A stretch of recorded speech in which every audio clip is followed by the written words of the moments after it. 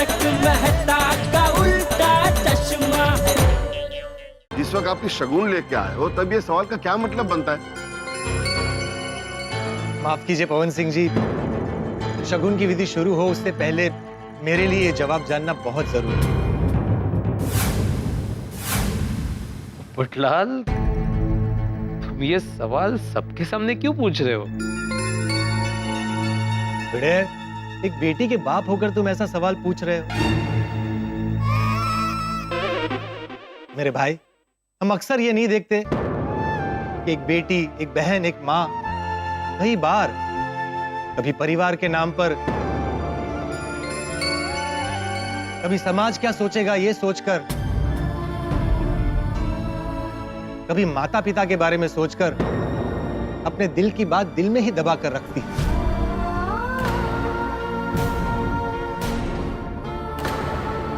मैं चाहता हूं कि प्रतीक्षा जी अपने मन में जो भी है, उनके दिल में जो भी है, वो बिना किसी दबाव के सबके सामने रखें।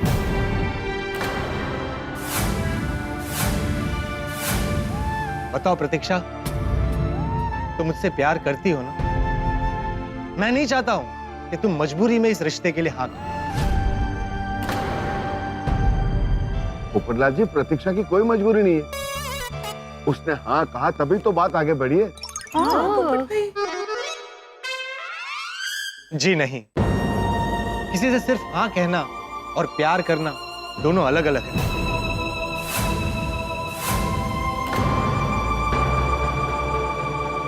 पोपटलाल जी, आप कैसी बात कर रहे हैं? दोनों बात अलग कैसे हो सकती है? अलग है, बिल्कुल अलग है। हो सकता है प्रतीक्षा जी ने यह सोचकर कि उनका डिवोर्स हो चुका है, वो माता पिता पर बोझ बनकर बैठी है, इस रिश्ते के लिए हाँ बोल दिया हो। अरे क्या बात कर रहे हैं पोपटलाल जी? मेरी बेटी मुझ पे बोझ कैसे हो सकती है? हाँ पोपट भाऊजी, बेटी कभी माँ बाप पर बोझ नहीं होती। हाँ पोपटलाल, बेटी तो वो दिया होती है जो दो घरों में उजाला करती है। हाँ। और पोपट भाई, जिस प्यार की आप बात कर रहे हैं ना, वो प्यार कभी कभी शादी के पहले हो जाता है और कभी कभी शादी के बाद होता है। हाँ। और पोपटलाल भाई, सुबह तो अपनी सबकी बात हुई, सबकी मर्जी थी और इसीलिए तो हम यहाँ आए। हाँ पोपट भाई, तो फिर अचानक से ऐसे सवाल पूछने का क्या मतलब? हाँ। मतलब है, मैं एक पत्रकार हूं और मैं हमेशा ये मानता हूं कि हर किसी को अपने विचारों को रखने की स्वतंत्रता होनी चाहिए। प्रतीक्षा, तुम खुले मन से सबके सामने अपने विचार रखो और कहो, क्या तुम मुझसे प्यार करती हो? पोपटलाल जी, हमारी बेटी संस्कारी है, बड़े बुजुर्गों के सामने ऐसे कैसे बोल सकती है? जी, आप विश्वास कीजिए, हम प्रतीक्षा की मर्जी के बाद ही आगे बढ़े। फिर भी अगर आपके लिए बात करना इतना जरूरी है तो आप दोनों अलग जाके बात कर सकते हो। नहीं, प्रतीक्षा को सबके सामने ही मेरे सवाल का जवाब देना होगा।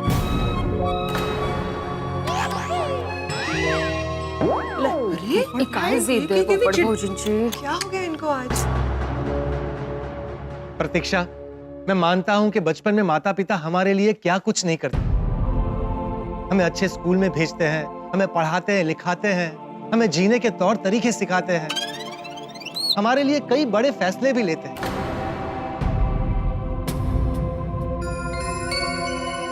लेकिन जहां तक जीवन साथी को पसंद करने का फैसला है, वो अगर हम खुद ले तो बेहतर है। इसलिए बताओ प्रतीक्षा, जीवन साथी के रूप में क्या मैं तुम्हें पसंद हूं? पोपटलाल जी, हमें पता है कि प्रतीक्षा को अच्छी तरह से मालूम है कि हम हमेशा उसका भला चाहते हैं, और हम ये भी जानते हैं कि आप उसे पसंद है। अगर ऐसा है तो ये बात सिर्फ एक बार मैं प्रतीक्षा के मुंह से सुनना चाहता हूं।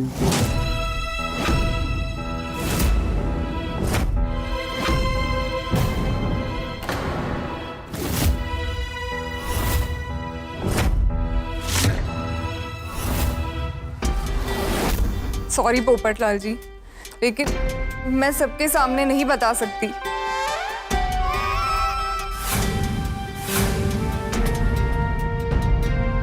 क्यों नहीं बता सकती? बोलो ना प्रतीक्षा।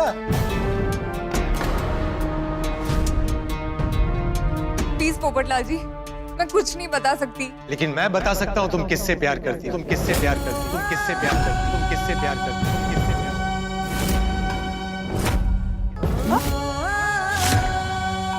क्या? तुम आज भी परेश को प्यार करती हो, परेश को प्यार करती हो, परेश को प्यार करती हो, परेश को प्यार करती हो, परेश को प्यार करती हो, परेश को प्यार करती हो, परेश को प्यार करती हो, परेश को प्यार करती हो।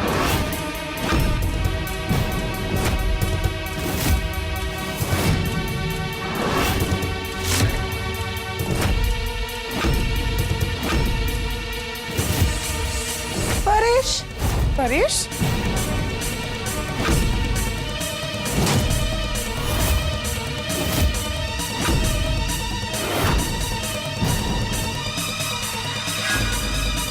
परेश? ये परेश कौन है पोपटलाल? हाँ। परेश वही है जिसके साथ प्रतीक्षा की शादी हुई थी।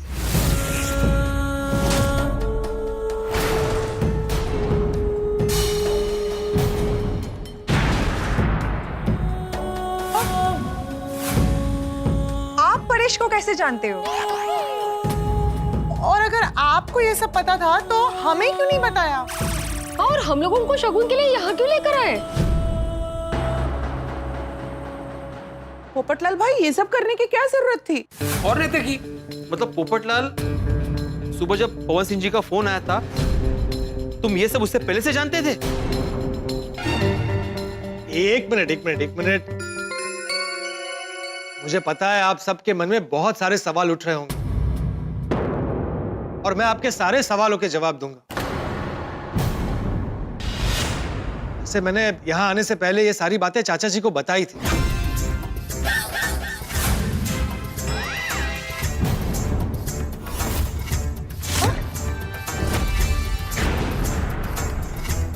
बापूजी? चाचा जी? हाँ, मैं और पोपट जब सोसाइटी के मंदिर में गए थे तो वहां पे उसने मुझे सब सच बता दिया। अरे गॉड! तो फिर चाचा जी आपने भी किसी को नहीं बताया? यार बेटा, कई बातें सही समय पे ही बताई जाए, उसी में समझदारी। हेलो, आ गए आप? आ जाइए, अंदर आ जाइए।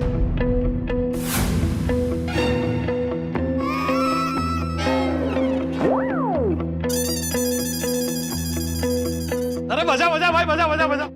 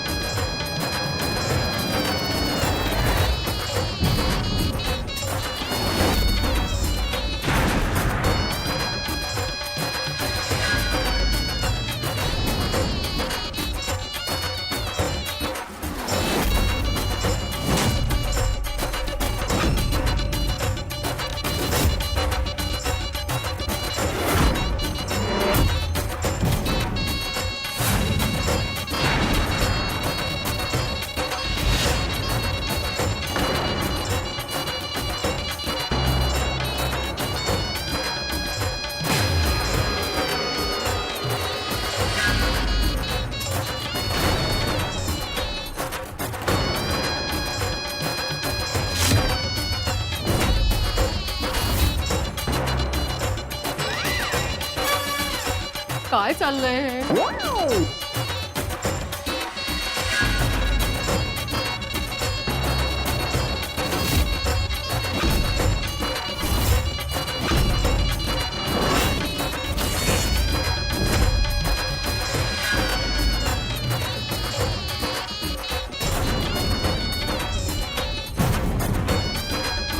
बंद करो, ढोल बंद करो।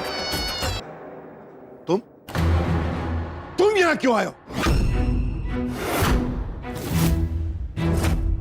पोपट बेटा, ये कौन है? चाचा जी, ये वही परेश है जिसकी मैं अभी बात कर रहा था।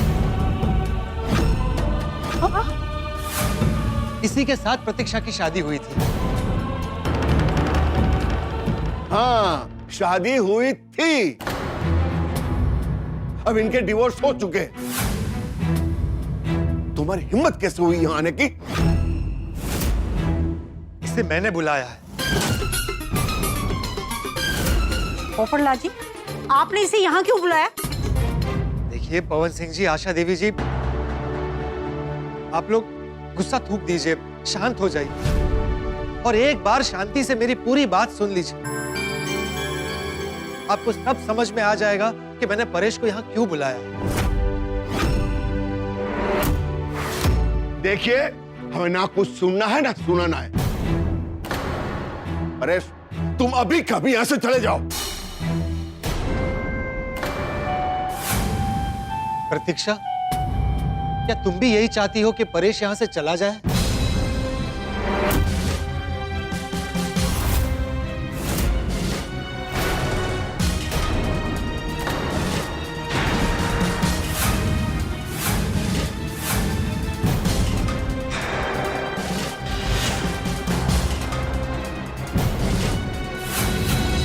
प्रतीक्षा, प्रतीक्षा,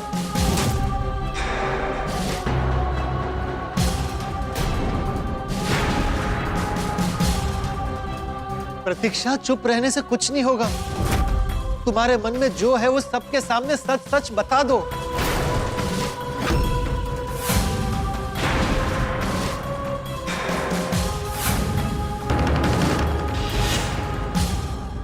मैं आज भी परेश से प्यार करती हूँ, प्यार करती हूँ, प्यार करती हूँ, प्यार करती हूँ।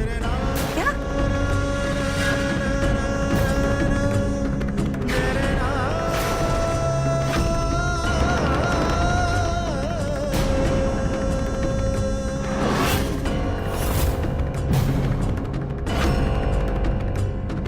मैं भी तुमसे बहुत प्यार करता हूँ प्रतीक्षा, बहुत।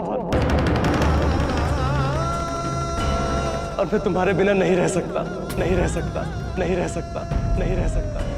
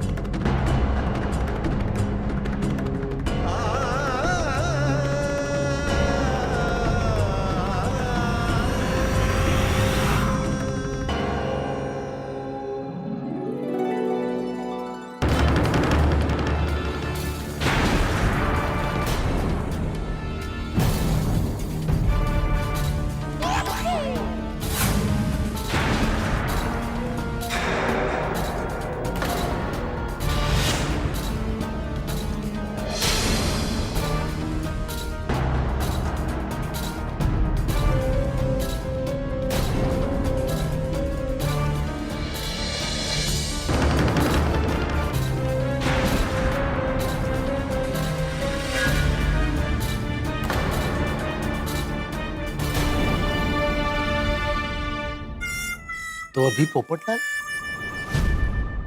आप दोनों अगर एक दूसरे से अभी भी प्यार करते हो तो आपका डिवोर्स क्यों हुआ? मैं बताता हूं।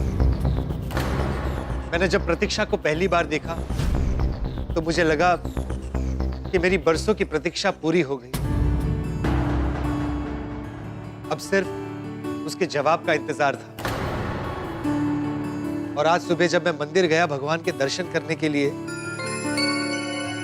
तो यकायक मेरी प्रतीक्षा से वहां मुलाकात हो गई। हे भगवान, आज से मेरी जिंदगी की नई शुरुआत होने जा रही है, पर मेरी समझ में कुछ नहीं आ रहा। इसीलिए मैं आपकी शरण में आई हूँ। अब आप ही मेरी सहायता करो। अरे वाह, प्रतीक्षा भी इसी मंदिर में दर्शन करने आई है।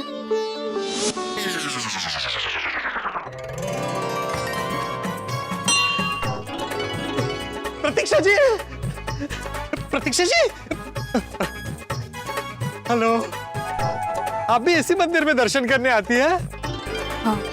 अरे वाह, मैं तो यहाँ आज आपकी यहाँ आ जाए इसलिए दर्शन करने आया था।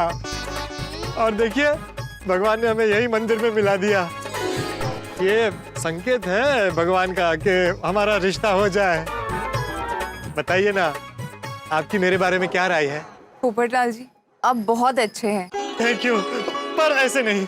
तुम मुझे क्लियरली बताओ कि तुम्हारे इस रिश्ते के लिए हाँ है या ना।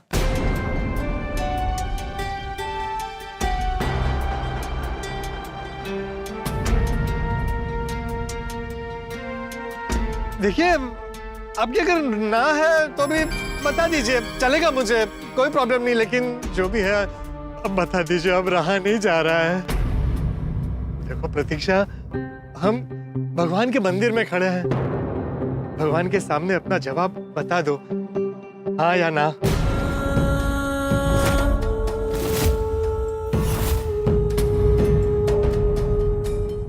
हाँ। अरे thank you Pratiksha, thank you. Thank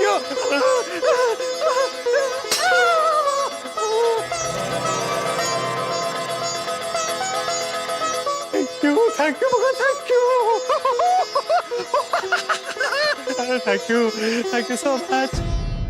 अरे अरे क्या हुआ? अच्छा, शर्मा गई। अरे ऐसे शर्मा कर तुम चेहरा नीचे कर लोगी तो मैं तुम्हारे चेहरे की खुशी कैसे देख पाऊंगा? प्रतीक्षा,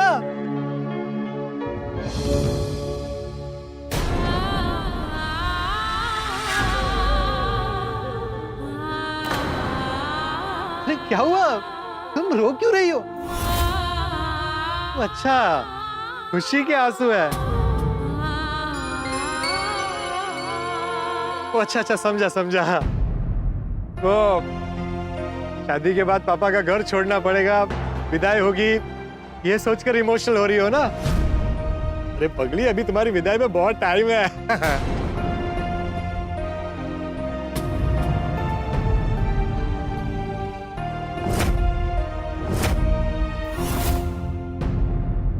क्या हुआ प्रतीक्षा? बात क्या है? तुम रो क्यों रही हो? कुछ नहीं, बस ऐसे ही। अरे प्रतीक्षा, आज हमारा रिश्ता पक्का होने वाला है।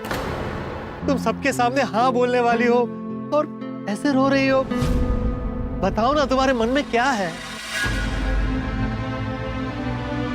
देखो प्रतीक्षा, आज हम एक ऐसे रिश्ते की डोर में बनने जा रहे हैं जिसकी नींव विश्वास पर है। तुम मुझ पर विश्वास रख के तुम्हारे मन में जो कुछ भी है वो बता सकती हो। बताओ। पोपटलाल जी, मेरा डिवोर्स हो चुका है।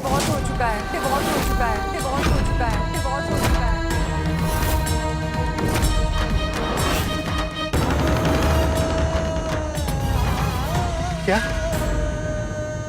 तुम्हारी पहले शादी हो चुकी है? हाँ। ये बात तुम्हारे प्रोफाइल में क्यों नहीं लिखी है? वो मम्मी पापा ने मना किया था। अच्छा, मतलब आप लोग ये बात छिपाना चाहते थे? नहीं, ऐसी बात नहीं है। तो फिर हम तुम्हारे घर जब मिलने आए तब ये बात क्यों नहीं बताई? वो पापा ने सोचा था कि रिश्ते के लिए हाँ हो जाएगी तो आपको सब बता देंगे। पापा को सब पहले से बता देना अच्छा नहीं लगता। बट आई एम श्योर ये डिवोर्स की बात जानकर आपका विचार बदल गया होगा ना? नहीं प्रतीक्षा, तुम डिवोर्स हो, इससे मुझे कोई लेना देना नहीं। मेरी अभी भी इस रिश्ते के लिए हाँ है। और ये बात भी तुम्हें बता दूं कि तुम्हारे पापा के पैसे और ओहदे को देखकर मैं इस रिश्ते के लिए हाँ नहीं बोल रहा। मैं सिर्फ और सिर्फ इसलिए हाँ बोल रहा हूं क्योंकि मैं तुम्हें अपना जीवन साथी बनाना चाहता हूं। पोपटलाल जी, आपसे पहली मुलाकात में ही मुझे लगा था कि आप अच्छे और नेक दिल इंसान हैं। प्रतीक्षा, अगर तुम्हारी भी इस रिश्ते के लिए हाँ है, तुम राजी हो, तो फिर इतना रो क्यों रही हो? क्या कहूँ पोपटलाल जी, मैं आज भी परेश को अपने दिल से नहीं निकाल पाई हूँ। कौन परेश? वही जिससे मेरी पहली शादी हुई थी।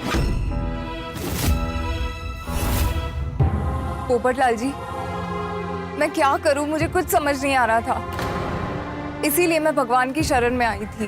तुमने अपने दिल की बात परेश को बताई है? नहीं, डिवोर्स के बाद तो परेश ने मेरा फोन उठाना ही बंद कर दिया है। डिवोर्स के बाद ना ही कभी हमारी बात हुई और ना ही हम मिले। बहुत देर हो गई है, मैं चलती हूँ।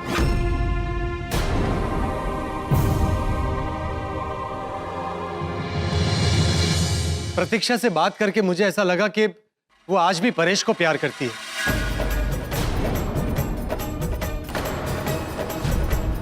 मैंने ठान लिया, परेश से बात करूंगा और पूरी बात जान कर रहूंगा।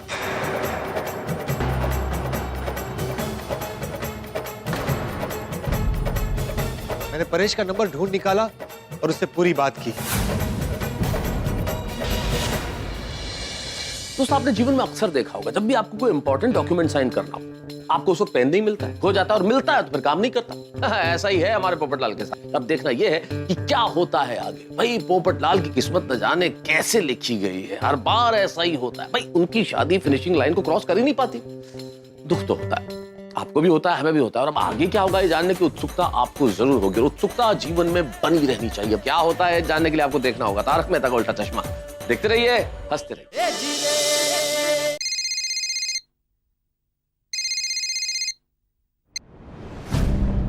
हेलो, आप कौन? हेलो, मैं अंतर्राष्ट्रीय अखबार तूफान एक्सप्रेस का वरिष्ठ युवा पत्रकार पोपटलाल हूँ। बताइए क्या बात थी? मैंने आपको ये बताने के लिए फोन किया है कि आज आपकी एक्स वाइफ प्रतीक्षा जी का दोबारा रिश्ता होने वाला है। एक मिनट, आप ये सब मुझे क्यों बता रहे हैं? और मैं आपको बता दूं कि मेरा और प्रतीक्षा का डिवोर्स हो चुका है। मुझे पता है, लेकिन मुझे लगा कि आपको ये बात बताना जरूरी है। पहले तो आप मुझे ये बताइए कि आप है कौन? मैं वही लड़का हूँ जिसके साथ प्रतीक्षा का रिश्ता होने वाला है। तो फिर आपने मुझे क्यों फोन किया? मैंने आपको ये बताने के लिए फोन किया है कि भले आप दोनों का डिवोर्स हो चुका है, लेकिन अभी भी प्रतीक्षा जी आपको भूल नहीं पाई है। उसे कहो मुझे भूल जाए। कैसी बात कर रहे हैं परेश जी, इतना ईगो? ईगो की बात नहीं है पोपटलाल जी। अगर उसके मन में मेरे लिए प्यार था तो घर छोड़ के क्यों गई और मुझे डिवोर्स क्यों दिया? एक मिनट, माना कि वो घर छोड़कर चली गई, लेकिन आप भी तो फिर उसे कभी मनाने नहीं गए, ना ही कभी आपने उसका फोन उठाया। आप सिर्फ इतना बताइए कि आज भी आप प्रतीक्षा से प्यार करते हैं? देखिए पोपटलाल जी, अब आपका रिश्ता प्रतीक्षा के साथ होने वाला है, तो ये सब मुझसे क्यों पूछ रहे हैं? इसलिए पूछ रहा हूं क्योंकि शायद आज भी प्रतीक्षा को आपकी प्रतीक्षा है। पर अब क्या? अब तो मेरा डिवोर्स हो गया। परेश जी, अभी भी देर नहीं हुई है। मैं आज शाम को 4:20 पर प्रतीक्षा के घर जाने वाला हूँ शगुन लेकर। अगर आज भी आप प्रतीक्षा से प्यार करते हैं तो शगुन की विधि शुरू होने से पहले आप उसके घर आ जाना। अरे लेकिन मैं तो इस वक्त बैंगलोर में हूँ। वो सब मैं नहीं जानता, आपके पास 4 घंटे हैं। शगुन की विधि शुरू होने से पहले अगर आप प्रतीक्षा के घर नहीं आए तो मैं प्रतीक्षा से रिश्ता पक्का कर लूं। डिवोर्स के बाद मैं मुंबई से बैंगलोर शिफ्ट हो गया था। जब पोपटलाल जी का कॉल आया तो उन्होंने जिस तरह बात करी, मुझे लगा वो हमारे बारे में कुछ अच्छा ही चाहते हैं। इसलिए मैं सब छोड़कर बैंगलोर से फ्लाइट करके यहाँ आ गया। पोपटलाल, जब तुमको ये प्रतीक्षा जी और ये परेश जी का पहले से पता था तो फिर हम सबको शगुन के साथ यहाँ क्यों लेकर आए? जेठालाल, क्योंकि प्रतीक्षा ने मुझे साफ साफ कुछ नहीं बताया था। मैंने परेश को कहा था कि उसके पास सिर्फ 4 घंटे हैं, लेकिन सच तो यह था कि मेरे पास भी सिर्फ 4 घंटे थे। मुझे नहीं पता था कि यहां आकर क्या होने वाला है। शगुन मेरी तरफ से दिया जाएगा या परेश की तरफ से।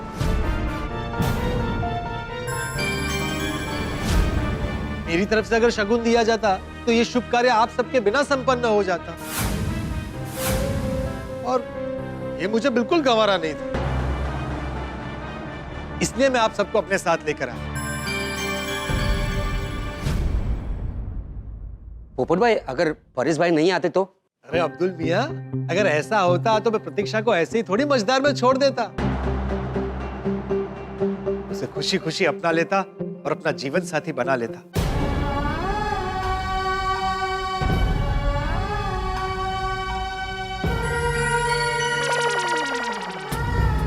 पोपटलाल जी, मेरी बात सुनिए। मैं जितना इन दोनों को जानता हूं, इनका आपस में कोई मेल नहीं है। थोड़े दिन साथ में रहेंगे, फिर झगड़ा शुरू, फिर डिवोर्स।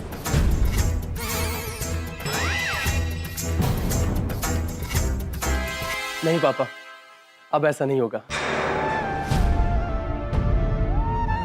मैं प्रतीक्षा का साथ कभी नहीं छोड़ूंगा।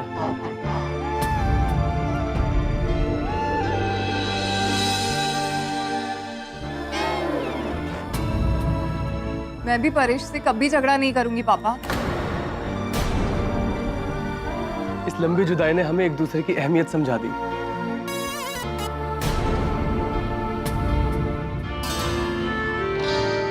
हम हमेशा साथ रहेंगे।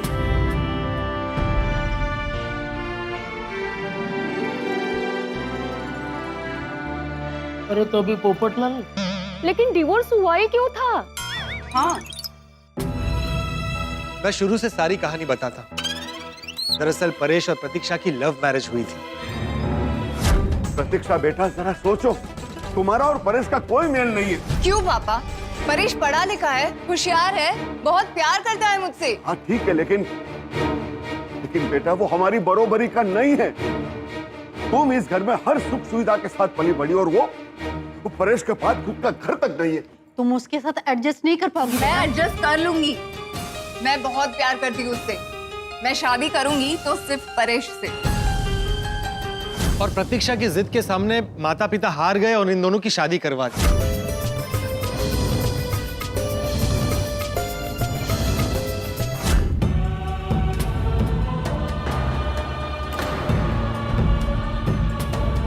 शादी के बाद इनके हनीमून के लिए पवन सिंह जी ने यूरोप ट्रिप बुक की थी, लेकिन ये बात परेश को अच्छी नहीं लगी। उसके आत्मसम्मान को ठेस पहुंची। वो गए हनीमून के लिए। वापस आने के बाद थोड़े दिन तक सब ठीक चला, लेकिन फिर धीरे धीरे तकरारें शुरू हो गई। और एक दिन, अरे प्रतीक्षा कहाँ लेके जा रही हो? प्रतीक्षा ये क्या है? नई कार पापा ने हमें गिफ्ट की है। प्रतीक्षा, हमें ऐसे महंगे गिफ्ट की कोई जरूरत नहीं है। भाई साहब, ये कार वापस ले जाइए। एक मिनट। परेश, पापा ने हमें ये गिफ्ट में दी है। प्रतीक्षा, ये गिफ्ट नहीं है, ये हमें दया दिखाई जा रही है। कमाल है, पापा मुझे कुछ गिफ्ट में दे भी नहीं सकते क्या? गिफ्ट देना दया दिखाना होता है। ये दया नहीं तो और क्या है? तुम्हारे पापा को ना बिल्कुल भरोसा नहीं था कि मैं तुम्हें खुश रख सकता हूँ, इसीलिए ये सब कर रहे हैं। परेश, तुम पापा को गलत समझ रहे हो। ऐसी कोई बात नहीं है। प्रतीक्षा, बस हमें ये कार नहीं चाहिए। पापा ने इतने प्यार से हमें गिफ्ट दिया है, तो वापस लौटाकर अपमान नहीं करते हैं ना। ये मान अपमान तो उनको कार भिजवाने से पहले सोचना चाहिए। प्रतीक्षा, आज के बाद तुम मुझसे पूछे बगैर अपने पापा से कुछ नहीं लोगे। इतनी सी बात पे इतना गुस्सा? हाँ, और डिवोर्स? नहीं, कभी डिवोर्स नहीं हुआ था। अरे पर प्रतीक्षा हमारी बेटी है और हम अपनी बेटी को प्यार से कुछ दे नहीं सकते क्या? हाँ परेश बेटा, कोई बाप अपनी बेटी को प्यार से कुछ देना चाहे तो उसमें गलत क्या है? चाचा जी, मैं मानता हूँ कि मेरी गलती थी। मुझे इस बात को अपने आत्मसम्मान का मुद्दा नहीं बनाना चाहिए था। हाँ बिल्कुल सही कहा तुम। और इसी तरह गलतियां गलत फहमियों में बदलती गई। Happy anniversary. So pretty. Thank you so much, Paresh. अब जल्दी से तैयार हो जाओ। पापा ने हमारे लिए 7 स्टार होटल में पार्टी अरेंज की है। अरे पर प्रतीक्षा, मैंने तुम्हारे लिए एक अलग सरप्राइज प्लान किया है। हाँ, तो तुम फिर कभी सरप्राइज दे देना। आज पापा ने बुकिंग की है, तो चलो चलते हैं। तुम्हारे पापा ने किया ना, तो तुम चली जाओ। परेश, कैसी बात कर रहे हो? मैरिज एनिवर्सरी हम दोनों की है। अगर हम दोनों की एनिवर्सरी है तो हम दोनों कुछ अलग से प्लान करेंगे ना। और मैंने तुम्हें पहले ही कहा था कि मुझसे पूछे बगैर पापा से कुछ मत लेना। अच्छा ठीक है, गलती हो गई। अब ये सब नाटक छोड़ो, जल्दी तैयार हो जाओ, सब वेट कर रहे होंगे। प्रतीक्षा, तुम्हें सब की पड़ी है, लेकिन मेरी फीलिंग्स की कोई कदर नहीं है। परेश, तुम कहना क्या चाहते हो? मैं कुछ नहीं कहना चाहता और मुझे नहीं मनानी कोई एनिवर्सरी। परेश। और फिर उस दिन दोनों कहीं नहीं गए। और हमने हमारी शादी की पहली एनिवर्सरी नहीं मनाई। चाचा जी आप ही बताइए, अपनी बेटी और दामाद की खुशी को अपनी खुशी मानना कोई गलत बात है क्या? नहीं, बिल्कुल नहीं। पर प्रतीक्षा, पति के मन में क्या चल रहा है उसका पता लगाना पत्नी का फर्ज होता है। मैं मानती हूँ गलती मेरी थी। जब परेश को पापा से कुछ लेना पसंद नहीं था तो मुझे पापा को बता देना चाहिए था। तब इन दोनों को अपनी गलतियां समझ में नहीं आई। बस दोनों एक दूसरे को गलत साबित करने में लगे हुए थे।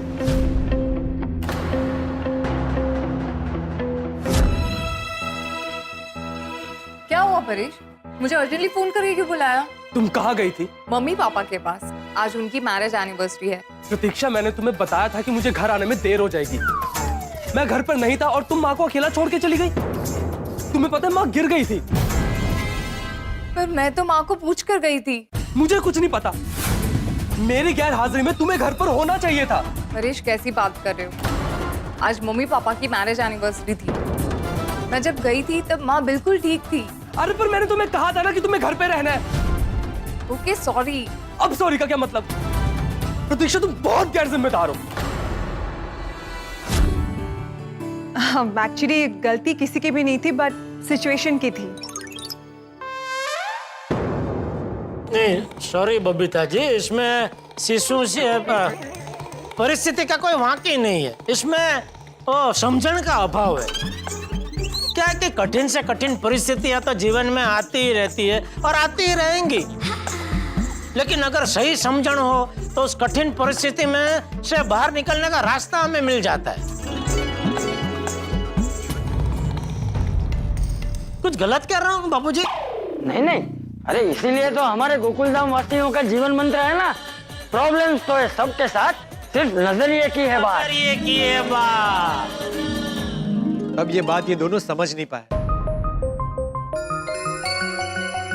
और इसी वजह से इन दोनों में दूरियां बढ़ने लगी। आज भी खिचड़ी? वो आज भी सब्जी जल गई। प्रतीक्षा तुम कब खाना बनाना सीखोगी? डोंट वरी, कल से तुम जो डिश मांगोगे वो मिलेगी। पापा महाराज भेज रहे हैं।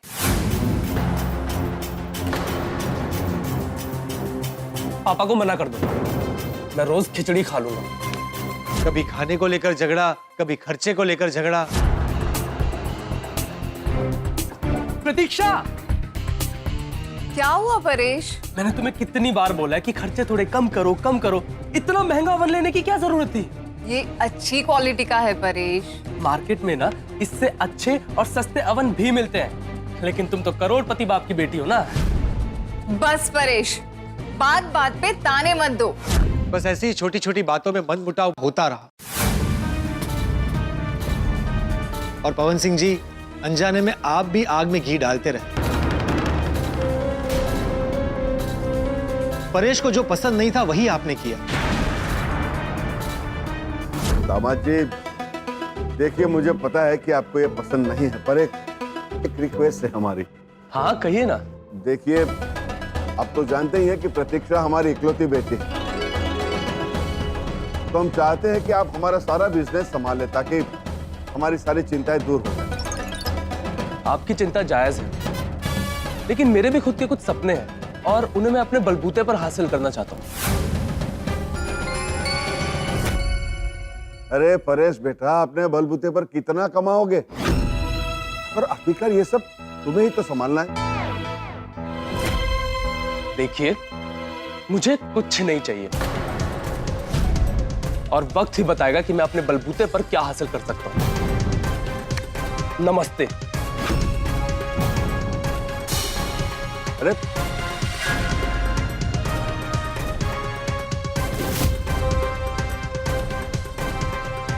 और ऐसे ही दिन ब दिन झगड़े बढ़ते गए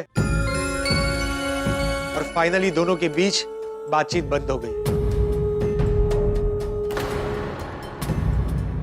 लेकिन जब पति पत्नी और परिवार वालों के बीच बातचीत बंद हो, संवाद ना हो, तो ये कमियां दूरियों को और बढ़ा देती है। और फिर रही सही कसर भी परेश ने पूरी कर दी। कैसे? बताता। चलो परेश, हॉस्पिटल चलते हैं, मेरी मम्मी से मिलके आते हैं। मुझे थोड़ा सा काम है, तो तुम हो आओ, मैं फोन पे बात कर लूंगा। परेश, तुम्हारे घर में कुछ भी हो जाए, मेरा रहना जरूरी है। और मेरी माँ वहाँ 3 दिन से हॉस्पिटल में है, तुम एक बार भी उनसे मिलने नहीं जा सकते। कल भी तुमने कहा था कि ऑफिस से आते आते तुम मिल आओगे, पर तुम नहीं गए। प्रतीक्षा, मेरी वहाँ क्या जरूरत है? तुम तो रोज जाती हो ना, और इतने सारे नौकर चाकर भी तो हैं। परेश, मेरी माँ तुम्हारी सासू माँ भी है। प्रतीक्षा, तुम मेरी माँ को अकेला छोड़ के गई थी, वो तुम्हारी कुछ नहीं लगती? तब मैंने सॉरी बोल दिया था। तो आज मैं सॉरी बोल देता हूँ। और वैसे भी तुम्हारी माँ कुछ ज्यादा सीरियस नहीं है। परेश, बहुत हो गया। तुम्हारे मन में मेरे पेरेंट्स के लिए कोई फीलिंग, कोई रिस्पेक्ट ही नहीं है। रिस्पेक्ट? तुम्हारे मम्मी पापा मेरी रिस्पेक्ट करते हैं, जो मेरे मन में उनके लिए रिस्पेक्ट हो? परेश, तुम्हें उनकी हर बात गलत लगती है। अगर ऐसे ही चलता रहा ना, तो हमारा साथ रहना मुश्किल हो जाएगा। मुश्किल है? तुम मत रहो ना साथ।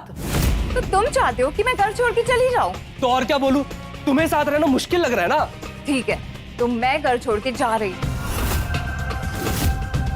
हाँ तो जाओ ना, किसने रोका है तुम्हें? तुम्हें तो घर छोड़ने का बहाना मिल गया ना बस। बस बहुत हुआ, ताने ताने ताने। मैं इस घर में 2 मिनट भी नहीं रह सकती। तो जाओ ना, मैं सामान पैक कराने में मदद करूं? उसकी कोई जरूरत नहीं है।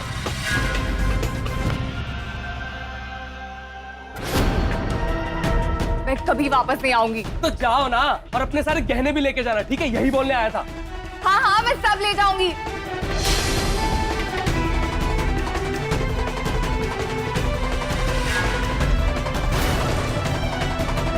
बस ऐसे प्रतीक्षा ने घर छोड़ दिया।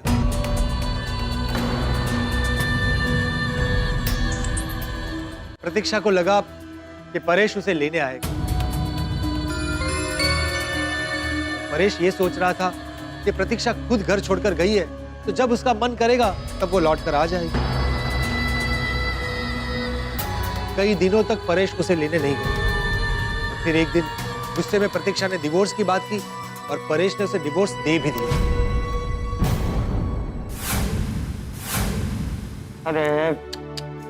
अरे झगड़े किस घर में नहीं होते हैं?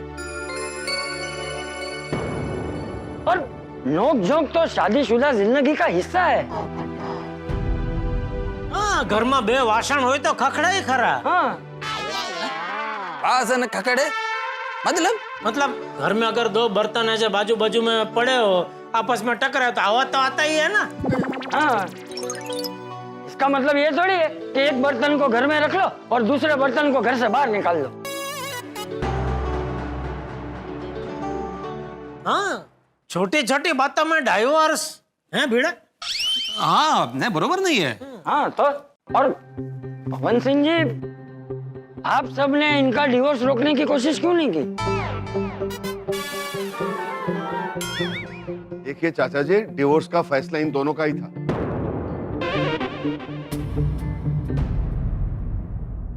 हमने तो समझाने की बहुत कोशिश की थी, लेकिन आप तो जानते हो ना आजकल के बच्चे, शादी के लिए जितने उतावले थे, डिवोर्स के लिए भी उतने उतावले हो गए। अभी पोपटलाल गलत विचार ना। इन दोनों के छोटे छोटे झगड़ों की चिंगारी ने कब आग पकड़ी, पता ही नहीं चला। आपकी बात बराबर है, लेकिन मैं बात कहूं, आप अपनी बेटी की खुशी के लिए जो कुछ भी कर रहे थे, वो जाने अनजाने में उसके घर में आपकी दखल अंदाजी हो रही थी।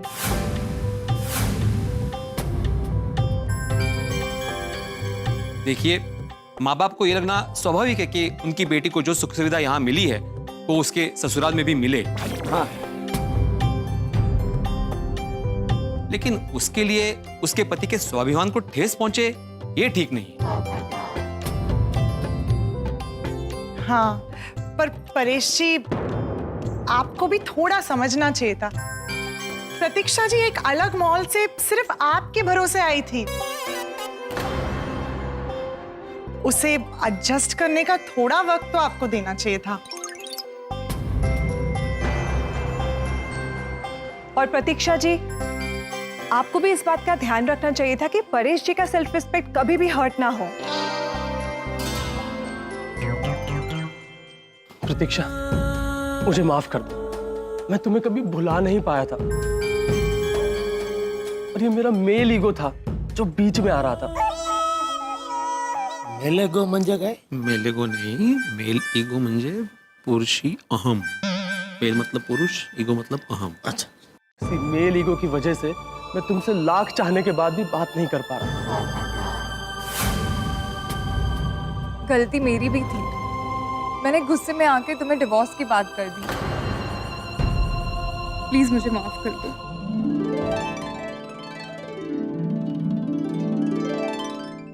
मित्रों, फर्ज कीजिए कोई व्यक्ति जंगल में खजाना खोजने के लिए जाए और शेर उसके पीछे पड़ जाए, तो क्या करेगा? भरसक प्रयास करेगा शेर से बचने के लिए, अपनी जान बचाने के लिए, और जब बच जाएगा तो उसे इस बात का गम नहीं होगा कि खजाना नहीं मिला, इस बात की खुशी होगी कि शेर से बच गया। तो यही हुआ है हमारे पत्रकार पोपटलाल के साथ। क्या करें, पोपटलाल के साथ ऐसा होता है, लेकिन आप जानते हैं पोपटलाल हमारे ऐसे हैं जो कष्टों की आंच में अपनी जिंदगी की खुशियां किसी तरह पका ही लेते और उनके चेहरे पे मुस्कान आ ही जाती है। आप भी जीवन में कष्टों की चिंता मत कीजिए, बस मुस्कुराते रहिए, और आपकी मुस्कुराहट के वाहक हैं हम आपको सदैव मुस्कुराहट बांटेंगे। बस सदैव हमारे साथ बने रहिए और देखते रहिए तारक मेहता का उल्टा चश्मा। देखते रहिए, हंसते रहिए, कल नई हंसी नई मुस्कुराहट के साथ। देखो, मेरे हिसाब से तो गलती सबकी थी। अरे जहां बात बातचीत से सुलझ सकती थी, वहां बात का बतंगड़ बन गया। परेश बेटा, प्रतीक्षा बेटी, शादी सिर्फ दो लोगों के बीच का नहीं, दो परिवार के बीच का बंधन है। शादी से दो परिवार जुड़ते हैं और एक बड़ा परिवार बनता है। सही बात है। और उस परिवार में अगर दामाद बेटा बनकर और बहू बेटी बनकर रहे तो वो बंधन अटूट रहता है।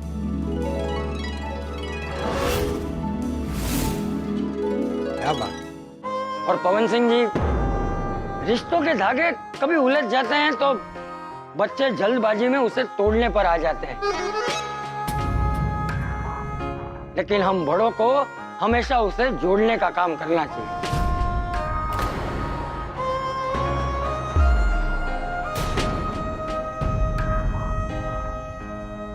चाचा जी, आज आप सब ने हमारी आंखें खोल दी। हम तो बस अपनी बेटी और दामाद को खुश देखना चाहते थे, लेकिन शायद अनजाने में हमने कहीं परेश के सम्मान को ठेस पहुंचा।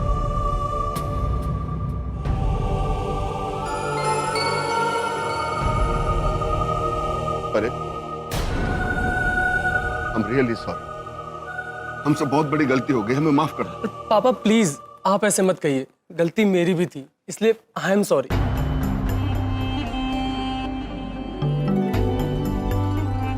मैं अपने ईगो की वजह से आपकी भावनाओं को समझ नहीं पाया,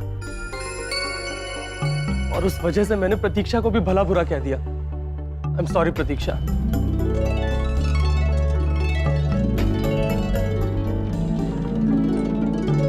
नहीं परेश, गलती मेरी भी है। मुझे गुस्से में आकर तुम्हें डिवोर्स की बात नहीं करनी चाहिए थी।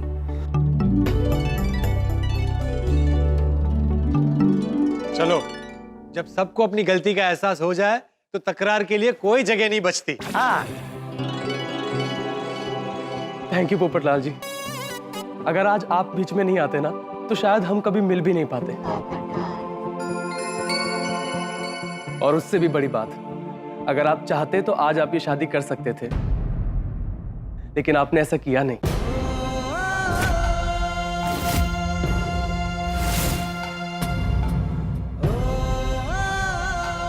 आज मुझे अपनी शादी से ज्यादा आप दोनों के टूटे हुए रिश्ते को जोड़ने की खुशी है।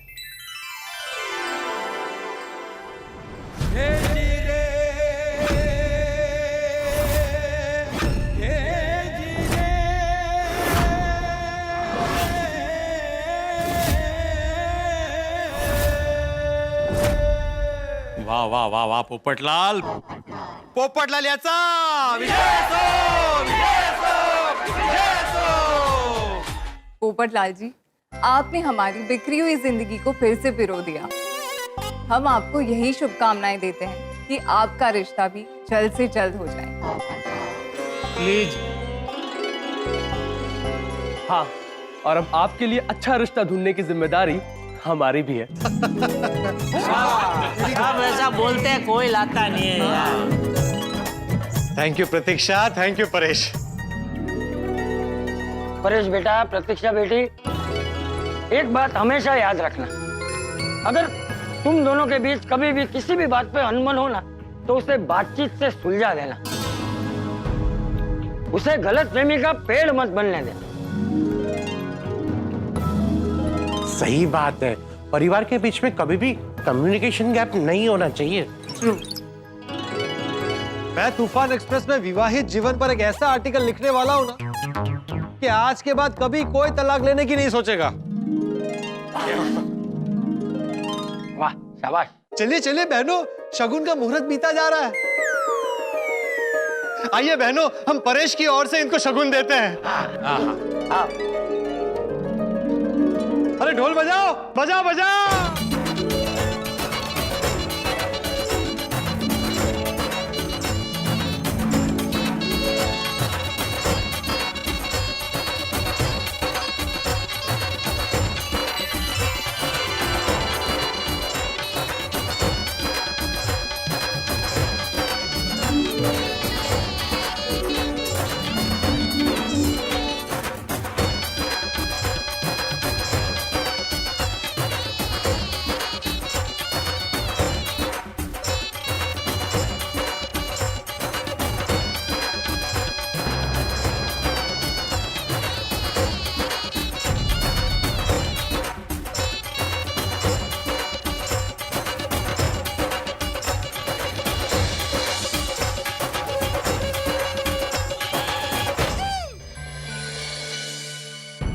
आज क्या सोचा था और क्या हो गया, नहीं माधवी?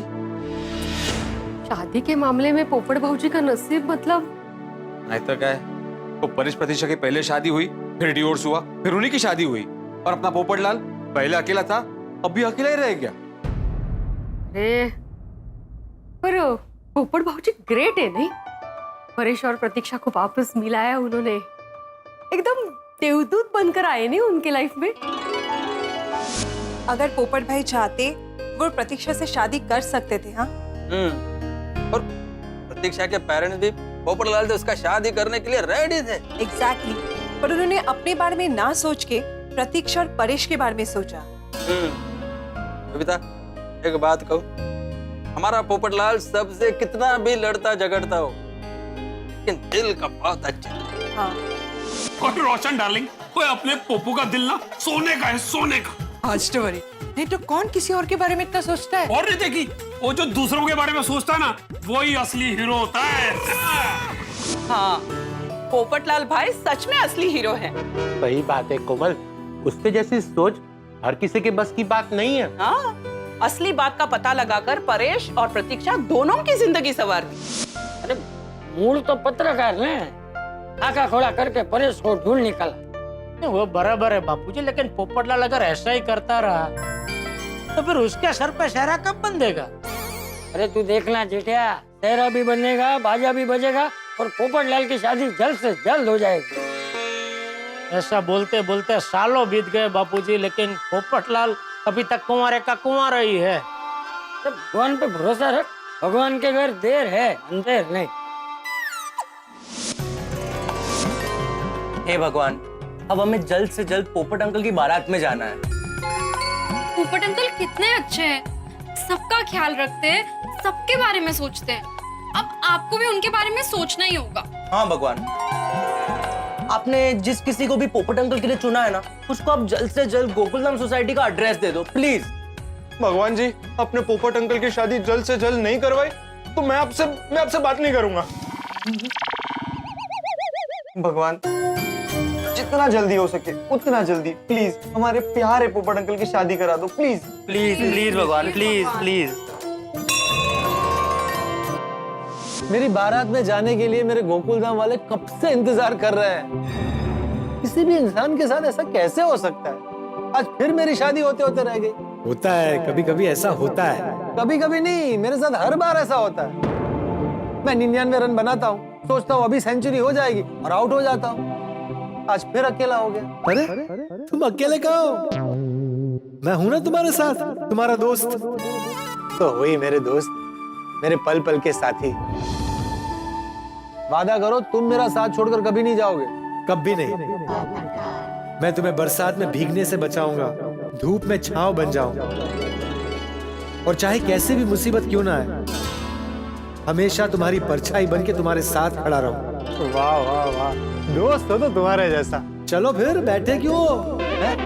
उठो, नई गिल्ली नया दाव। मतलब उठाओ फोन और फिर से लगाओ मैरिज ब्यूरो में फोन। अरे हाँ हाँ, तुम्हारी बात बराबर है। अभी इस वक्त मैरिज ब्यूरो में फोन करता हूँ और अप्सरा जी से बात करता हूँ।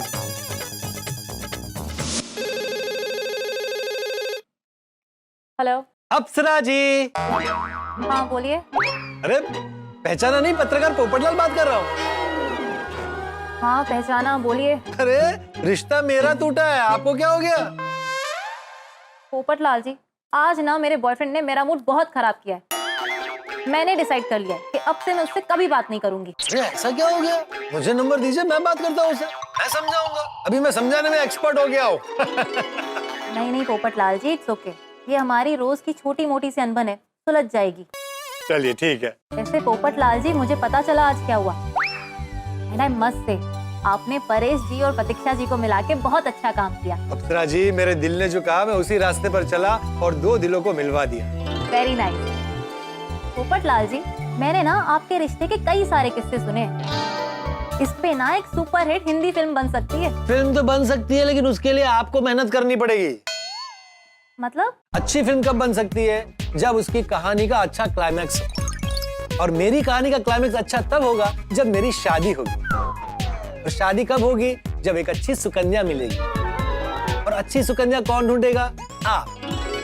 इसीलिए मैंने कहा कि जल्दी से मेरी शादी करवाइए, आपको इसके लिए बहुत मेहनत करनी पड़ेगी। डोंट वरी पोपटलाल जी, हमारा काम शुरू हो गया है और हमने आपका बायोडेटा 2-3 जगह भी भेज दिया है। अच्छा, अब देखना, आपकी शादी जल्द से जल्द हो जाएगी। अरे वाह, thank you Apsara ji. Okay bye.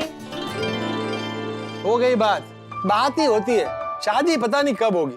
हो जाएगी, लेकिन इस पर एक और कहावत याद आ रही है। कहो। आज तुम्हें मौका मिला है, जितनी कहावतें बोल रही हो बोल दो। इंतजार का फल मीठा होता है। तुमने जितना इंतजार किया है ना, उसका फल तुम्हें जरूर मिलेगा। देखना, मेरी भाभी लाखों में एक होगी। अरे वाह वाह, तुम्हारे मुंह में मथुरा का पेड़ा। सुन रहे हैं ना आप? अरे अब तो इस कुंवारे पर नजर डालिए और मेरा घर संसार बसा दीजिए।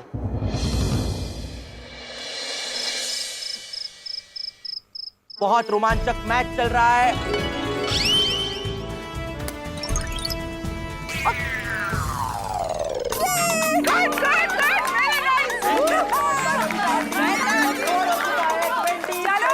हार के जीतने वाले को एटीएम कहते हैं। और ये जबरदस्त शॉट,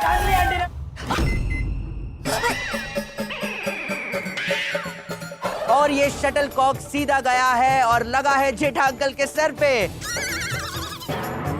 लगता है जेठा अंकल बेहोश होने वाले। कोई जल्दी से एम्बुलेंस बुलाओ। ए भाई, ये क्या बोल रहे तू? ये फूल लगने से कोई बेहोश थोड़ी होता है बबीता जी। है सॉरी यहाँ जेठा भाई, आपको लगी तो नहीं? अरे नहीं, फूल थोड़ी लगती है। खेलिए। अच्छा, किसका तू? आपका? और वापस याद दिला देता हूँ, बबीता आंटी है 20 पर और अंजलि आंटी है 17 पर।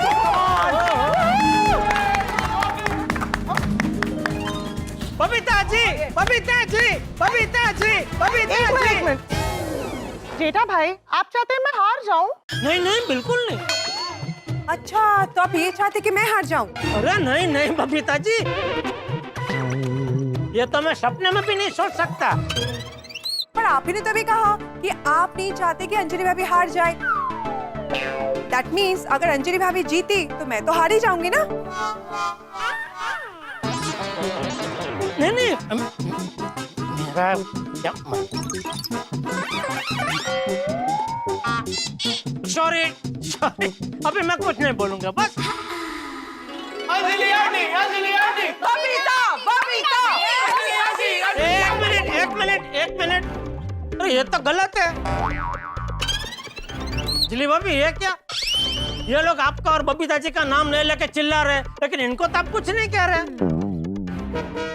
वो क्या है जेठा भाई, अंजलि भाभी और बबीता जी के लिए 3-3 लोग हैं चीयर करने के लिए। हाँ जेठा भाई, और अगर आप अंजलि भाभी और बबीता दोनों में से किसी एक को सपोर्ट करेंगे तो एक सपोर्टर बढ़ जाएगा ना। एग्जैक्टली। ओह अच्छा, सॉरी। चलिए चलिए अभी गेम रिज्यूम करते हैं। ओके, एक बार स्कोर कार्ड पर नजर डाल देते हैं। बबीता आंटी का स्कोर है 20 और अंजलि आंटी थे 17 पे। Come on. अंजलि आंटी ने स्टॉप किया है, बबीता आंटी ने मारा है और ये और एक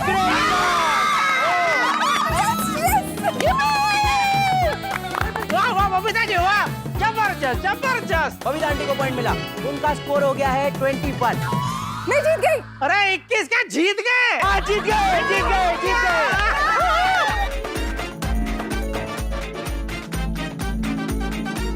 वाह बबीता आंटी, आप तो बैडमिंटन चैंपियन निकले। Thank you. बबीता जी के साथ बैडमिंटन का मैच खेलने का अच्छा मौका है। बराबर बराबर बोला सोनू बेटा, तूने बहुत बढ़िया खेला है बबीता जी। लेकिन वो असली चैंपियन तभी कहलाएंगे जब वो मुझे ये खेल में हराएंगे। जेठा अंकल, आप बैडमिंटन इतना अच्छा खेलते हैं? अरे अच्छा मतलब कॉलेज में मेरे सामने कोई टिक नहीं पाता था। ओ जेठालाल, अरे क्या कुछ भी बोलता है। तुम कब कॉलेज गया? अरे कब क्या, बहुत बार गया हूँ। बहुत बार? हाँ, मैं मामा के घर पे जाता था ना, तो मामा के घर के सामने एक कॉलेज था और वो क्या कॉलेज का प्यून और सिक्योरिटी वो सब मामा के दोस्त मतलब पहचानते थे। तो कॉलेज में बैडमिंटन का हॉल था, तो मेरे लिए फ्री एंट्री थी, तो रोज जाके मैं खेलता था मस्त। अच्छा, ये कितना साल पहले का बात है। तो क्या हुआ, आपको क्या लगता है वक्त के दिमाग ने मेरे बाजुओं को खोखला कर दिया? नहीं, आज भी इन बाजुओं में उतनी ताकत है, आज भी मैं जोरदार खेलता हूँ। फिर तो बबीता आंटी और जेठा अंकल के बीच में मैच होना ही चाहिए। नहीं, बबीता बहुत लेट हो गया, चलो घर जाके सो जाते हैं। अरे कितना सोना है आपको यार भाई, रोज तो सोते हैं। आज इतना बढ़िया माहौल बना है, तो एक आध मैच तो खेल सकते हैं बबीता जी। हाँ। होना ही चाहिए। अरे नहीं, बहुत टाइम जाएगा। अरे ऐसा है तो हम एक छोटा सा 11 पॉइंट का मैच खेल लेते हैं। हाँ, अरे क्या? हाँ जेठालाल, मेरा बात मानो, तुम बबीता को नहीं हरा सकता। और अगर हरा दिया तो कुछ नहीं, बबीता आंटी सबको रसगुल्ले खिलाएंगी, है ना? Okay done. लेकिन जेठा जी आप हारे तो जेठालाल सबको एक मोबाइल देगा। मोबाइल फोन क्या हुआ, बहुत ज्यादा है? ऑफ कोर्स ज्यादा है। मतलब सबको एक मोबाइल फोन, मतलब तो उसमें क्या है, जेठालाल बहुत बड़ा पार्टी है। क्यों जेठालाल? हाँ, उसमें क्या है? मुझे चैलेंज एक्सपेक्ट है। जो भी आप समझ गए ना भाई। चलो भाई चलो, मैं रेडी हूँ। ओके तो दोस्तों, एक बहुत ही रोमांचक मैच होने जा रहा है। एक तरफ है जेठा अंकल और एक तरफ है बबीता आंटी। अगर बबीता आंटी हार गए तो वो सबको टेस्टी रसगुल्ले खिलाएंगी, और अगर जेठा अंकल हार गए तो वो सबको एक मोबाइल फोन देंगे। तो जेठा जी आप कहाँ से खेलना पसंद करेंगे? कोई भी, मुझे कोई फर्क नहीं पड़ता, कोई भी साइड चलेगा। तो आप यहाँ से आ जाइए। ठीक है। All the best. All best.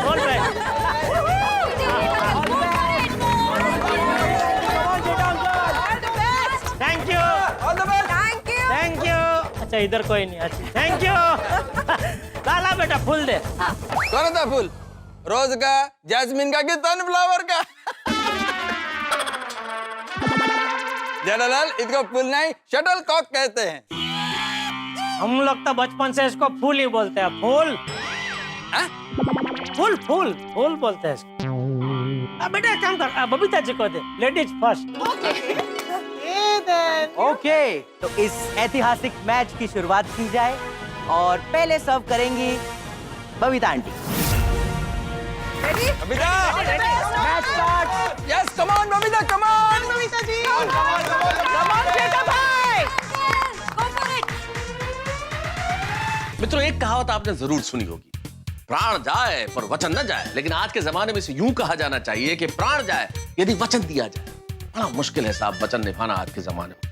अब जेठालाल ने जो वचन दिया है वो निभा पाते हैं या नहीं निभा पाते ये तो वक्त बताएगा। लेकिन मैं आपको एक वचन देना चाहता हूं कि हम आपको इसी तरह हंसाते रहेंगे। और एक गुजारिश आपसे करना चाहता हूं कि इस कहानी का एक भी एपिसोड मिस मत कीजिएगा, क्योंकि यहाँ इतना धमाल होने वाला है, इतनी मस्ती होने वाली है। कैसे, ये तो आप देखेंगे जब आप देखेंगे तारक मेहता का उल्टा चश्मा। देखते रहिए, हंसते रहिए। Babita, match start. Yes, come on Babita, come on Babita ji, come on बेटा भाई।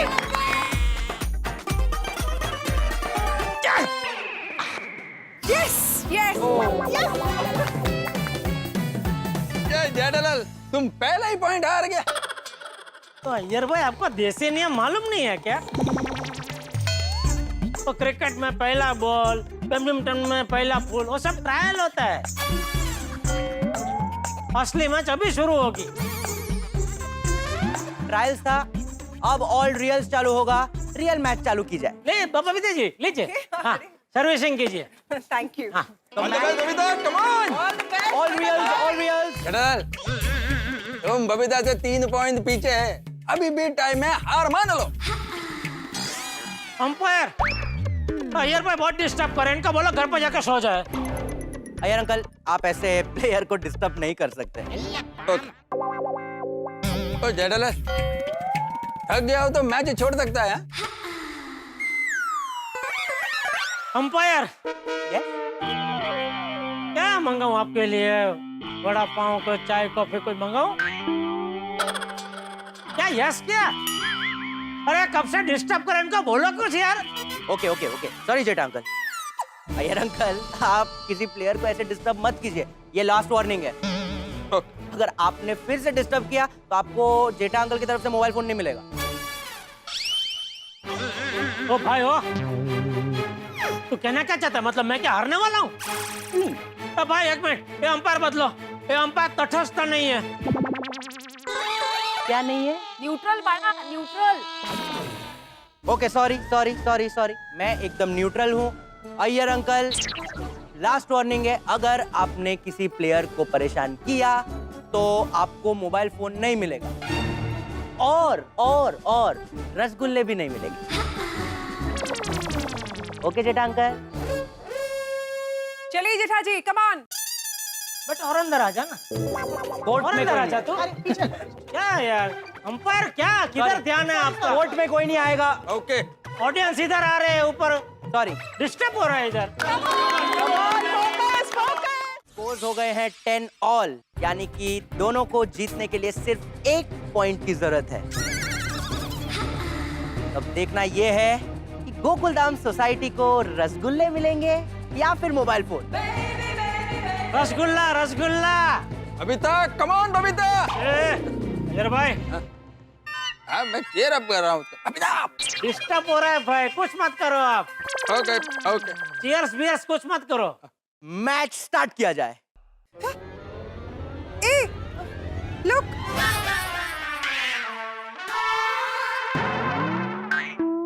डोंट वरी बबीता आंटी, ये पॉइंट काउंट नहीं किया जाएगा।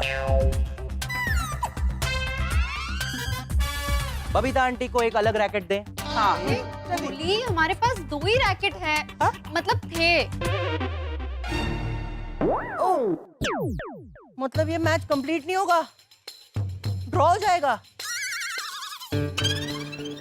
अगर ड्रॉ करना है तो एक ही शर्त पे होगा।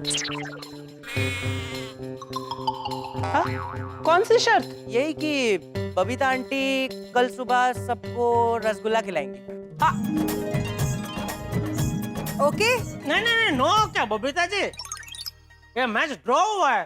तो रसगुल्ला हम दोनों की तरफ से होना चाहिए। अरे वाह। ओके, तो फिर कल मेरे और जेठा जी की तरफ से पूरे गोकुलधाम सोसाइटी को रसगुल्ला पार्टी। ओके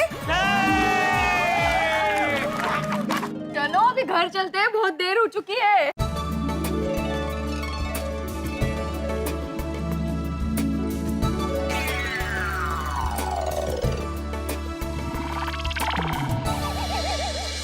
आज तो बहुत दिनों के बाद बैडमिंटन खेलने को मिला, वो भी बबीता जी के साथ। मजा आ गया। मजा तो आया, लेकिन बहुत दिनों के बाद खेला तो कंधा और हाथ थोड़ा थोड़ा दर्द कर रहा है।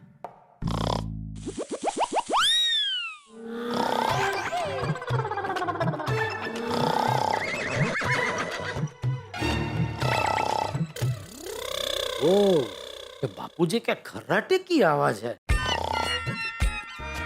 बस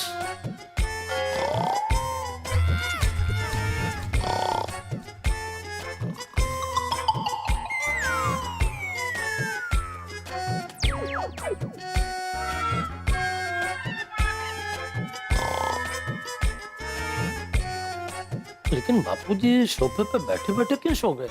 लगता है आज कुछ ज्यादा ही थक गए। क्या करूं, जगाऊं कि नहीं?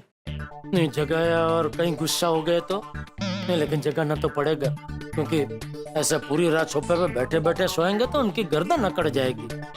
जगा ही देता हूँ, भले खिंचाए।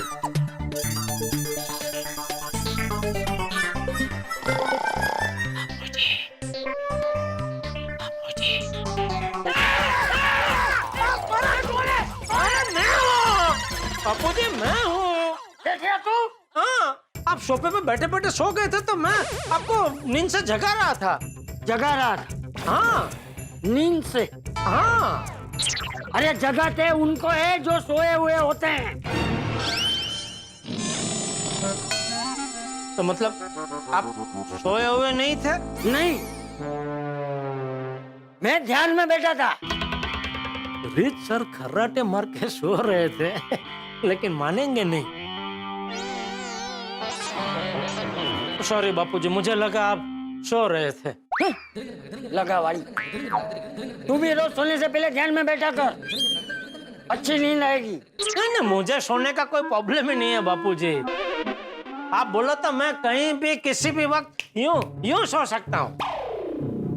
अच्छा, चल सो जा।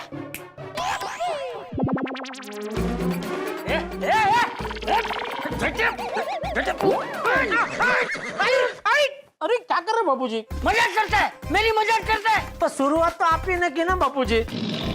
ऐसे चुटकी बजाते ही कोई सो सकता है भला? तो तूने ही तो बोला था, मैं यूं सो जाता हूँ। मेरे कहने का मतलब ये था बापूजी कि पलंग में पड़ते ही मुझे 3-4 मिनट में यूं नींद आ जाती है। ऐसा? ठीक है, जा जाके सो जा। Thank you. सुन। हाँ बापूजी। हाँ, आज आने में देर क्यों हो गई? अरे बापूजी आज तो मजा आ गया। नीचे सब वो बैडमिंटन खेल रहे थे तो मैं भी थोड़ा देखने बैठ गया। नहीं खेला। तू? हाँ खेला?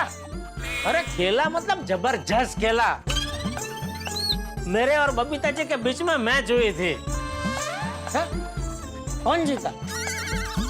कोई नहीं, वो क्या है कि वो खेलते खेलते वो बबीता जी का रैकेट की झली है ना, वो टूट गई, तो फिर वो मैच रद्द बातल करनी पड़ी, वरना मैं ही जीतता। तो तुम लोग बैडमिंटन फूल से खेल रहे थे कि पत्थर से? नहीं फूल से ही खेल रहे थे बापूजी। नहीं ठीक है, अच्छा किया। खेल कूद तो हमारे जीवन का हिस्सा होना ही चाहिए, वरना आजकल के बच्चों को देखो, उनके सर तो मोबाइल में ही घुसे रहते हैं। बिल्कुल बिल्कुल बापूजी, मैं छोटा था तभी दोस्तों के साथ कितना खेलता था है। और जब तक मेरी मार नहीं पड़ती थी तब तक घर वापस नहीं आता। बहुत मारते थे आप मुझे। लेकिन एक बात है बापूजी, वो मारने के बाद प्यार भी उतना ही करते थे आप मुझे। अरे बेटा, माँ बाप की मार और डांट में भी प्यार ही होता है। माँ बाप अपने बच्चों को डांटते ही इसलिए है ताकि उनका भविष्य अच्छा हो। बिल्कुल बिल्कुल। चल अभी सो जाते। जी बापूजी, शुभ रात्रि। शुभ रात्रि।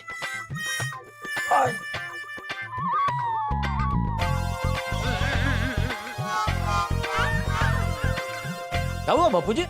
अरे कुछ नहीं, थोड़े पैर दर्द कर रहे हैं। ले क्यों, आज क्या कुछ ज्यादा चलना हुआ? हाँ वो क्या हुआ ना, मैं मंदिर से लौट रहा था तो एक आदमी एक एड्रेस ढूंढ रहा था और कोई उसे ठीक से बता नहीं पा रहा था, तो उसे एड्रेस बताने मैं उसके साथ चला गया, तो उसमें ज्यादा ही चलना हो गया। अरे बापूजी, उसको एड्रेस समझा देना चाहिए था ना, चल के उसके साथ उसको एड्रेस बताने क्यों गए आप? बेचारा बहुत भूला था, गांव से पहली बार मुंबई आया था।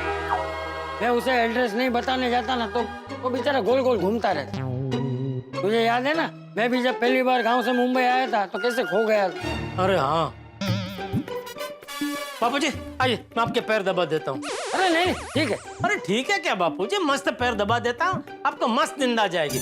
आइए चलिए, आइए आइए। अरे अरे अरे क्या कर रहा है तू? तमने तेड़ी लो बापूजी। अरे अरे छठिया तू क्या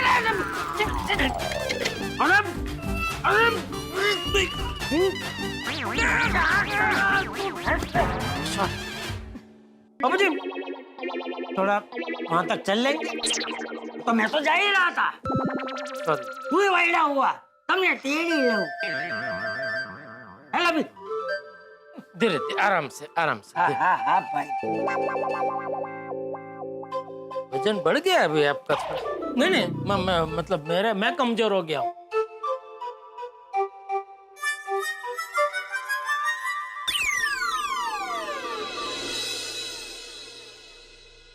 बापूजी अभी आपको ये थोड़ा चलना फिरना अभी कम करना चाहिए, थोड़ा सेहत का ख्याल रखिए, क्या कि अभी उम्र भी थोड़ी बढ़ गई है। ये उम्र वाली पैरों का उम्र से कोई लेना देना नहीं है। तो वो तो आज थोड़ा ज्यादा चल लिया ना, इसलिए पैर दर्द कर रहे। मैं वही कह रहा हूँ बापूजी, थोड़ा चलना फिरना अभी कम कर दीजिए। तो क्या कम कर दीजिए?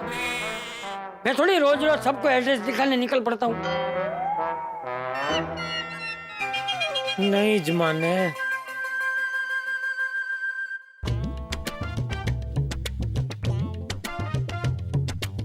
तो जेठिया तुझे क्या लगता है मेरे पैर कांच के बने हुए?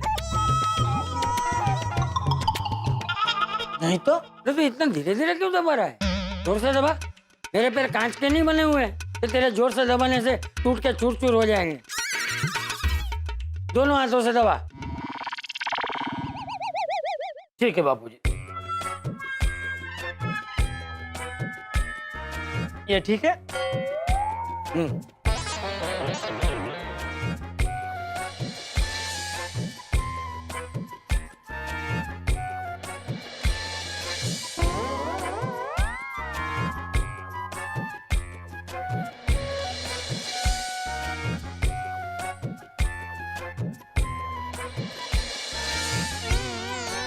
बस बस जेठिया बस। नहीं थोड़ा और दबा। अरे नहीं ठीक है, तू जाके सो जा। पक्का? हाँ पक्का पक्का। ओके ओके, शुभ रात्रि। हाँ शुभ।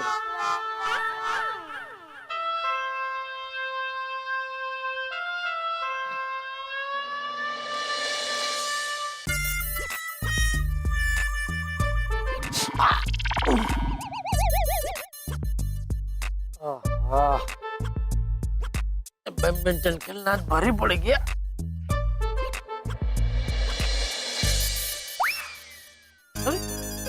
मुझे क्या हुआ, कुछ काम है? हाँ, तूने तो बेटे होने का फर्ज निभा लिया, मुझे बाप होने का फर्ज निभाना। हाँ, तुझे थोड़ा बाम घिस देता हूँ। क्यों? चल चल ज्यादा भोला मत बन बेटा, बाप हूं मैं तेरा। मैं समझ गया कि तेरे हाथों में दर्द हो रहा है, तो तू बहुत दिनों के बाद खेला ना, तो दर्द तो होगा ही।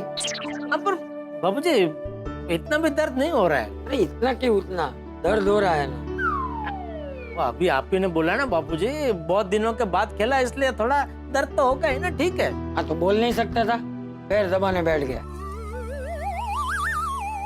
नहीं बताने की तो हमारी परंपरा है बापूजी। हाँ? मैं आज भी वो रात भूला नहीं हूँ बापूजी। कौन सी रात? याद है जब मैं छोटा था तो मुझे बहुत तेज बुखार आया था और हमारे गांव का डॉक्टर कहीं बाहर गांव गया था, दूसरे दिन आने वाला था।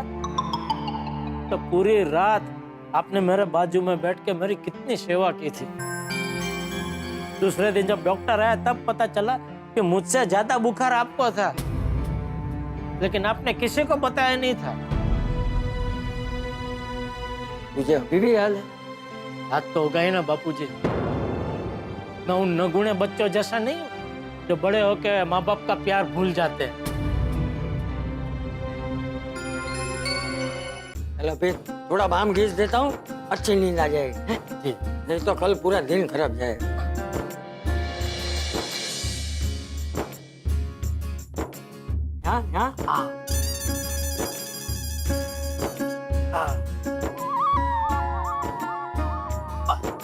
यहाँ क्या बस मैंने अपने पे ज्यादा बाम लगाएंगे ना फिर वो जलता है। थैंक यू बापूजी। हाँ हाँ हाँ हाँ हाँ जेठिया। वैसे एक बात कहूँ जेठिया, जरूर। शरीर को जो आदत ना हो ना वो नहीं करना चाहिए। तुझे खेलना है ना तो रोज खेल, हैं? शरीर को मजबूत बना, रोज कसरत कर, उससे शरीर को आदत पड़ेगी। अब तू साल के वचले दिन खेलने बैठेगा तो दर्द तो होगा ही ना। नहीं बिल्कुल बराबर कह रहे हैं बापूजी आप। तो चल कल से रोज सुबह 6 बजे उठ जाना, हम दोनों साथ में चलने जाएंगे। सुबह 6 बजे? अरे मजाक कर रहा हूँ। तो ठीक, बाकी सुबह 6 बजे उठने के लिए मुझे पूरी रात जागना पड़ेगा। चल अभी शांति से सो जा, हाँ? और जमने पड़ के मत सोना, हाँ? दुखेगा। नहीं बिल्कुल बिल्कुल बापू। चल शुभ रात्रि। शुभ रात्रि। हाँ हाँ हाँ हाँ।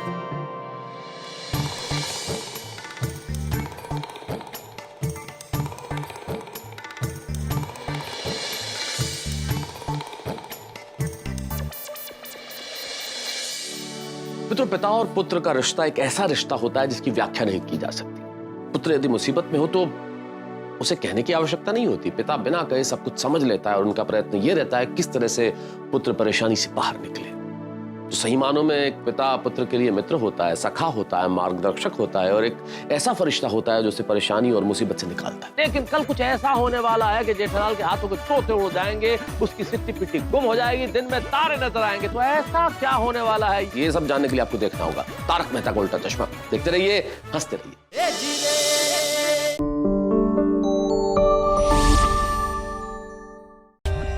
For more updates, subscribe to our channel, click the show links and enjoy watching the videos.